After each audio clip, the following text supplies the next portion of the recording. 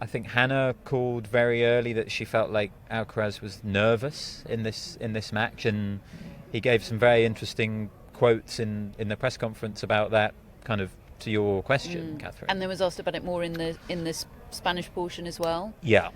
I mean, he said nerves are a big feature of my tennis in big matches. I think he said in Spanish, Matt, that he feels more nervous here at Wimbledon than anywhere else. Yeah, he kind of said centre court does that to me, which I love. I really love that, and that's not wearing off for him, you know. But I asked him, because he speaks so openly about the nerves, and here he is just winning anyway. I said, is that something you're working on trying to eradicate from your career, your tennis playing life, or are you just embracing it and trying not to get in your head about it and saying, I get nervous, that's fine, I'll try and channel it positively? And he said, no, I'm working on it. I'm working on it. I got the impression that he's accepted that he is always going to feel some degree of nerves, but about channeling it positively and not allowing it to affect how clearly he thinks. Maybe, you know, he referenced nerves in response to a question about that. Somebody help me describe the shot he attempted. Hermione called it a drop smash. I thought that was flattering. Very. A flattering description of David. Do you have a word for it? No, I think that's what he tried for, but he ended up with a dog's dinner. Well, Alcaraz called it a disaster. Yeah, it was a disaster. Yeah, I mean, it ended up with him with his head in his hands on the court, sort of very...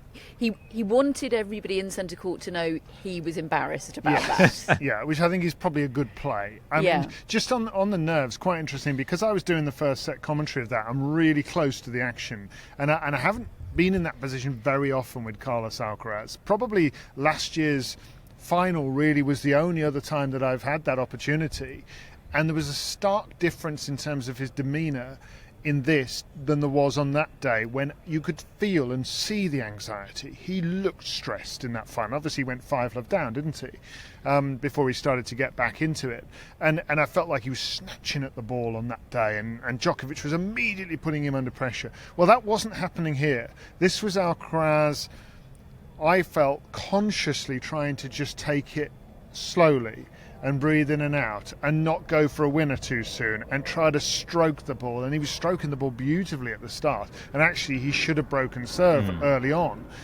He just kept missing a few, and the thing is, he was also missing rally balls, or if a rally went extended, then he would try to pull the trigger and it would go long, and so it wasn't quite there. Then he goes 5-2 down, and he sort of works his way back into it, and that's probably the moment that I thought, actually, this could be a tough day. If I think back to that US Open semi-final he lost to Medvedev, he had a break of serve in that first set. He had opportunities that he kept missing. He lost the set, and then the difference here is that on that occasion he then lost the second set 6-1.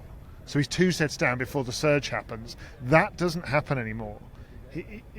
Ever since Australia, almost, you know, that's what's happened over the French. And here is, he might go a set down, he might have some rocky bits, but then he finds himself. And I just felt like all the way through the second set, he was having elongated rallies where normally he would try to hit a punishing winner, and he was just accepting, I've got to grind here.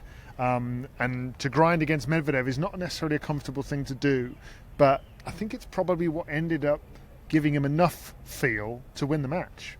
Yeah, and I think he's got so many different ways he can win points, Alcaraz. It really helps him in a situation where maybe he's not playing his best. And Medvedev spoke about that, you know, because there were times when Alcaraz was just like, okay, I'm going to retrieve here.